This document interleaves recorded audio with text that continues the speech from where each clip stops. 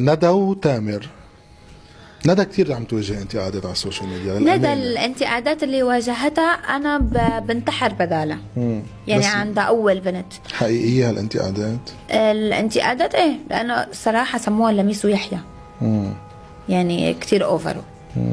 يعني ندى كسيزون 1 العالم حبتها وتعاطفت معها كتير، نزعت صورتها بالسيزون 4.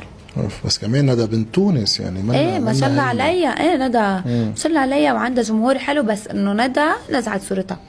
يمكن شو السبب؟ ليه نزلت صورتين؟ ليه هالهجوم ضد ندى تحديدا؟ العالم حبت ندى وأدهم. أدهم حدا كتير نظيف، كتير منيح، مربى ابن بيت بصراحة.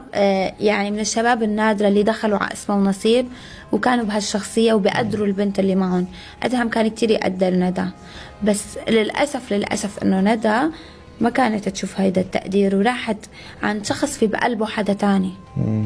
يعني كلنا بنعرف إنه تامر بحب فدال، وتامر السيزون الماضي، وتامر بس بالكواليس طول الوقت بيحكي مع فدال. خايف في حب حقيقي واخيرا. ايه يعني الحب الحقيقي ما بتظهروه على الشاشه. ايه ما في. يعني اتس ا جيم بالنهايه، هيدي لعبه حب مش حب. ايه صح.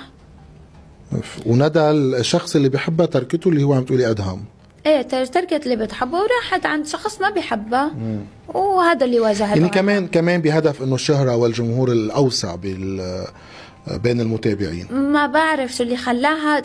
يعني أنا هلأ وأنا بحضر الحلقة ما بعرف شو اللي بيخلي ندى تترك أدهم، مع أنه أنا بقلك إذا ندى كانت هلأ مع أدهم هن اللي فايزين، بتحداك. ولا حدا كان حياخد نسبة تصويت قد ندى وأدهم. كان حب حقيقي يعني. ايه